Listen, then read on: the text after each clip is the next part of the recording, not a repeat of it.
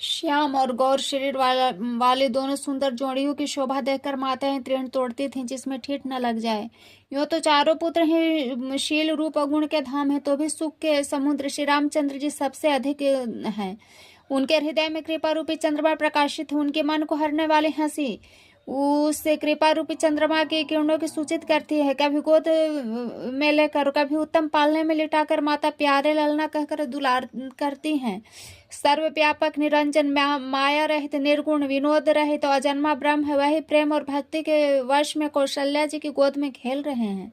उनके नील कमल और गंभीर जल से भरे हुए मेघ के समान श्याम शरीर में करोड़ों कामदेव की शोभा है। लाल लाल चंद्रमा चरण कमलों में नखों की शुभ ज्योति ऐसे मालूम होती है जैसे लाल कमल के पत्तों पर मोती स्थिर हो गए हों।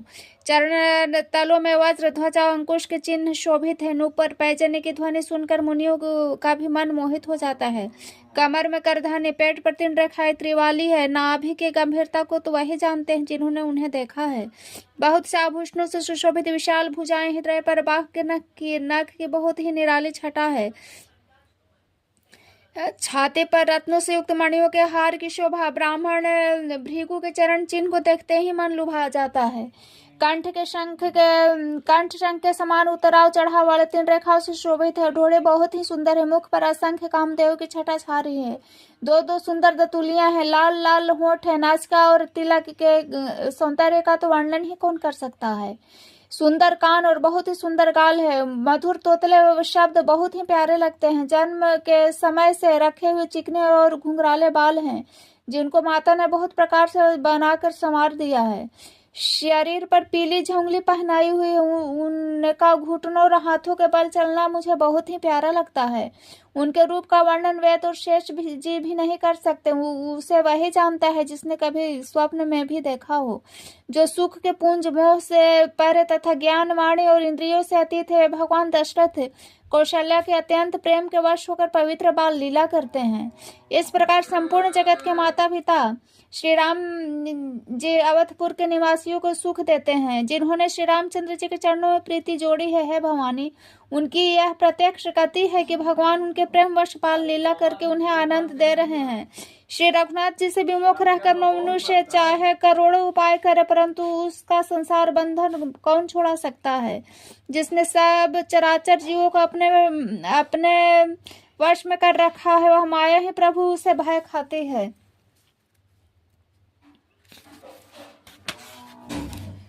भगवान उस माया को भाव के इशारे पर नचाते हैं। ऐसे प्रभु को छोड़कर कहो और किसका भजन किया जाए। मन वचन और कर्म से चतुराई छोड़कर भजते ही श्री रघुनाथ जी कृपा करेंगे। इस प्रकार से प्रभु श्री रामचंद्र जी ने बाल क्रीड़ा की और समस्त नगरवासियों को सुख दिया। कौशल्या जी कभी उन्हें गोद में लेकर हिलाते डुलाते हैं, कभी पालने में लिटाकर झुलाते थे। प्रेम में मगन कौशल्या जी रात और दिन बीतना नहीं जानते थे। पुत्र के स्नेहवश माता उनके बाल चरित्रों का गान किया करती। एक बार माता ने श्री रामचंद्र जी को स्नान कराए, श्रृंगार करके पालने पर पढ़ा दिया। फिर अपने कुल के इष्ट देव भगवान की पूजा के लिए स्नान किया। पूजा करके नैवेद्य चढ़ावे। स्वयं वहां गए जहाँ रसोई बनाई गई थी। फिर माता वहीं पूजा के स्थान में लौट आई और वहां आने पर पुत्र को इष्ट देव भगवान के लिए चढ़ाए हुए नैवेद्य को भोजन करते देखा। माता भयभीत होकर पालने में सोया था, वहां यहाँ किसने लाकर बैठा दिया। इस बात से डरकर पुत्र के पास गई तो वहां बालक को सोया हुआ देखा। फिर पूजा स्थान में लौटकर देखा कि वही पुत्र वहां भोजन कर रहा है। उनके हृदय में कंपन होने लगा, मन को धीरज नहीं होता। वह सोचने लगी, यहाँ और वहां मैंने 2 बालक देखे, यह मेरी बुद्धि का भ्रम है या और कोई विशेष कारण। हे प्रभु श्री रामचंद्र जी ने माता को गड़बड़ाई हुई देखकर मधुर मुस्कान से हंस दिया। फिर उन्होंने माता को अपना अखंड अद्भुत रूप दिखलाया, जिसके हर रोम रोम में करोड़ों ब्रह्मांड लगे हुए हैं।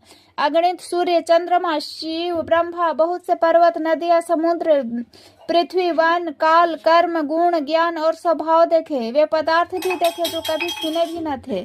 सब प्रकार से बलवती माया को देखा कि वह भगवान के सामने अत्यंत भयभीत होकर हाथ जोड़े खड़ी है। जीव को देखा जिसे वह माया नचाती है और फिर भक्ति को देखा जो उस जीव को माया से छुड़ा देती है। माता का शरीर पुलकित हो गया, मुख से वचन नहीं निकलता तथा आंखें मूंद कर उसने श्री रामचंद्र जी के चरणों में सिर नवाया। माता को आश्चर्यचकित देखकर खर के शत्रु श्री राम जी फिर बाल रूप हो गए। माता से स्तुति भी नहीं की जाती, वह डर गई कि मैं जगत पिता परमात्मा को पुत्र करके जाना। श्रीहरि ने भगवान को बहुत प्रकार से समझा और कहा, है माता, सुना यह बात कहीं पर न कहना।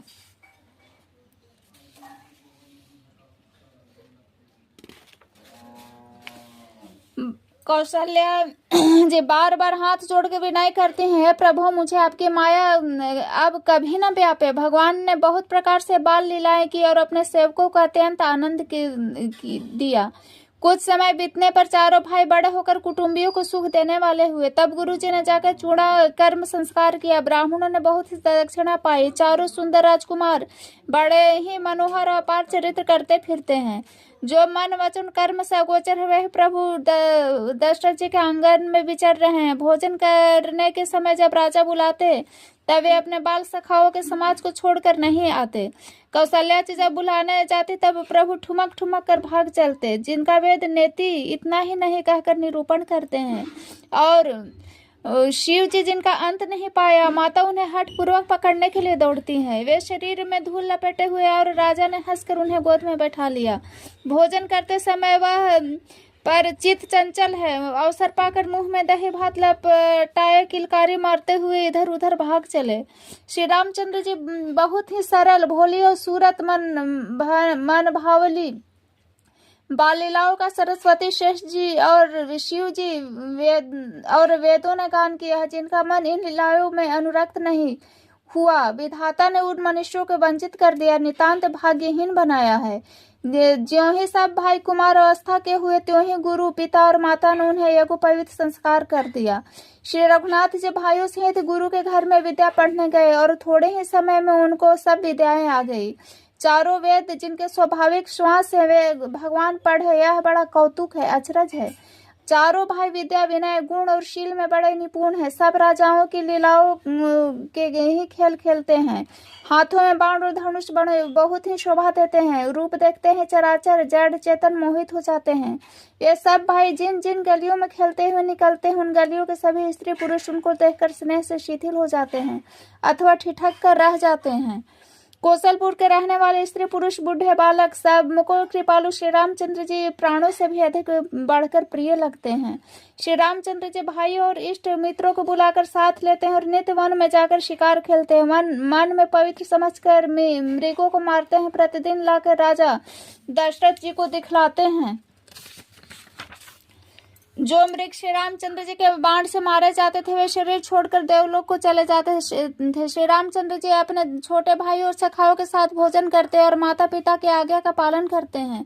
जिस प्रकार नगर के लोग सुखी हो कृपा निधान श्री रामचंद्र जी वही संयोग लीला करते हैं। वे मन लगाकर वेद पुराण सुनते हैं और फिर स्वयं छोटे भाइयों को समझा कर कहते हैं। श्री रघुनाथ जी प्रातः काल उठकर माता पिता को गुरु को मस्तक नवाते हैं और आज्ञा लेकर नगर का काम करते हैं। उनके चरित्र देखकर राजा मन में बड़े हर्षित होते हैं। जो व्यापक अकल निरव्य इच्छा रहित अजन्मा और निर्गुण है तथा जिनका न नाम और न रूप है वही भगवान भक्तों के लिए नाना प्रकार के अनुपम अलौकिक चरित्र करते हैं। यह सब चरित्र मैंने गाकर बखान कर कहा। अब आगे की कथा मन लगाकर सुनो। ज्ञानी महामुनि विश्वामित्र जीवन में शुभ आश्रम जानकर बसते थे जहाँ वे मुनि जप यज्ञ और योग करते थे, परंतु मारीच और सुबाहु से बहुत डरते थे। यज्ञ देखकर ही राक्षस दौड़ पड़ते थे, उपद्रव मचाते थे, जिससे मुनि बहुत दुख पाते थे। गाधी के पुत्र विश्वामित्र जी के मन में चिंता छा गई। वे पापी राक्षस भगवान के मारे बिना न मरेंगे। तब श्रेष्ठ मुनि ने मन में विचार किया कि प्रभु ने पृथ्वी का भार हटने के लिए अवतार लिया है, इसी बहाने जाकर मैं उनके चरणों का दर्शन करूंगा और विनती करके दोनों भाइयों को ले आऊं। आहा, जो ज्ञान वैराग्य और सब गुणों के धाम है उन प्रभु को मैं नेत्र भर कर देखूंगा। बहुत प्रकार से मनोरथ करते हुए जाने में देर न की। सरयू जी के जल में स्नान करके वे राजा के दरवाजे पर पहुंचे। राजा ने जब सुना कि मुनि का आना हुआ तब वे ब्राह्मणों के समाज को साथ लेकर मिलने गए और दंडवत करके मुनि का सम्मान करते हुए उन्हें लाकर अपने आसन पर बैठाया।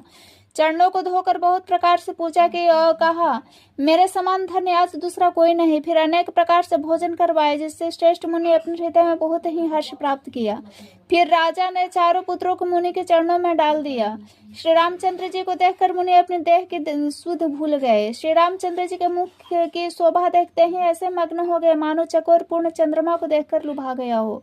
तब राजा ने मन में हर्षित होकर ये वचन कहे, हे मुनि, इस प्रकार कृपा करके आपने तो कभी नहीं कृपा तो आपने कभी नहीं की। आज किस कारण से आपका शुभागमन हुआ, कहिए, मैं उसे पूरा करने में देर न लगाऊंगा।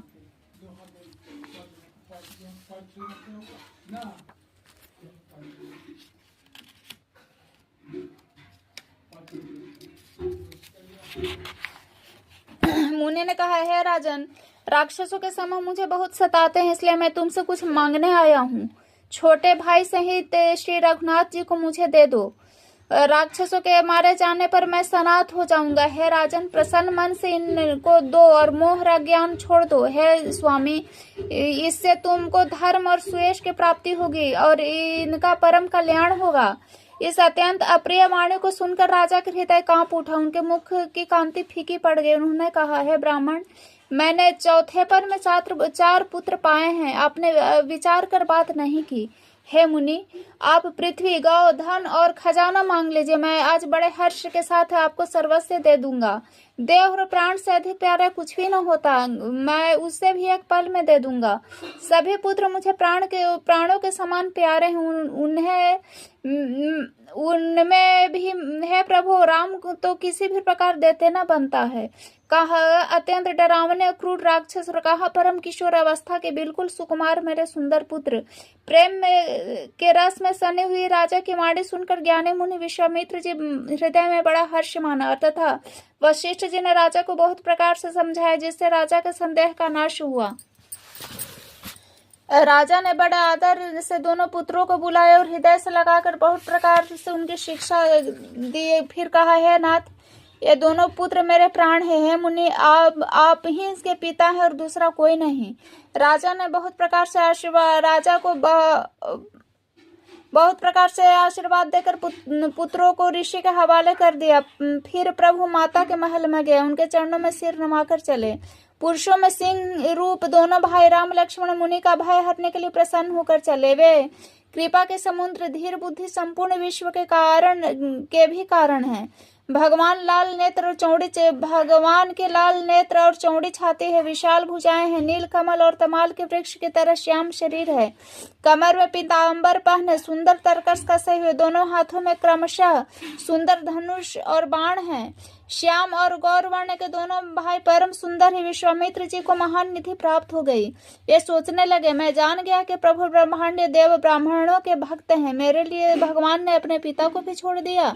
मार्ग में चलते हुए मुनि ने ताड़कों को दिखलावा। शब्द सुनते ही वह क्रोध करके दौड़ी। श्री रामचंद्र जी ने एक ही बाण से उसके प्राण हर लिए और दिन जानकर उन्हें निज पद अपना दिव्य स्वरूप दिया। तब ऋषि विश्वामित्र ने प्रभु को मन में विद्या का भंडार समझते हुए लीला को पूर्ण करने के लिए ऐसी विद्या जिससे भूख प्यास न लगे, शरीर में अतुलित बल और तेज का प्रकाश हो, सब अस्त्र शस्त्र समर्पण करके मुनि प्रभु श्री रामचंद्र जी को अपने आश्रम में ले आए और उन्हें परम हितु जानकर भक्ति पूर्वक कंद मूल और फल का भोजन कराया। सवेरे श्री रघुनाथ जी ने मुनि से कहा, आप जाकर निडर होकर यज्ञ कीजिए। सुनकर सब मुनि हवन करने लगे। आप श्री रामचंद्र जी की रखवाली कर रहे हैं। समाचार सुनकर मुनियों के शत्रु क्रोधी राक्षस मारे अपने सहायकों को लेकर दौड़ा। श्री रामचंद्र जी ने बिना फल वाला बाण उसको मारा, जिससे वह 100 योजन के विस्तार वाले समुद्र के पार जा गिरा। फिर सुबाहु को अग्नि बाण मारा। इधर छोटे भाई लक्ष्मण जी ने राक्षसों के सेना का संहार कर डाला। इस प्रकार राम जी ने राक्षसों को मारकर ब्राह्मणों को निर्भय कर दिया। तब सारे देवता और मुनि स्तुति करने लगे। श्री रघुनाथ जी ने वहां कुछ दिन और रहकर ब्राह्मणों पर दया कर भक्ति के कारण ब्राह्मणों उन्हें पुराणों के बहुत से कथाएं कही। यदि प्रभु सब जानते थे। तदंतर मुनि ने आदर पूर्वक समझा कर कहा, है प्रभु, चलकर एक चरित्र देखिए। रघुकुल के स्वामी श्री रामचंद्र जी धनुष की बात सुनकर मुनि श्रेष्ठ विश्वामित्र जी के साथ प्रसन्न होकर चले। मार्ग में एक आश्रम दिखाई पड़ा। वहां पशु पक्षी कोई भी जीव जंतु नहीं था। पत्थर की एक शिला को देखकर प्रभु ने पूछा। तब मुनि ने विस्तार पूर्वक कहा।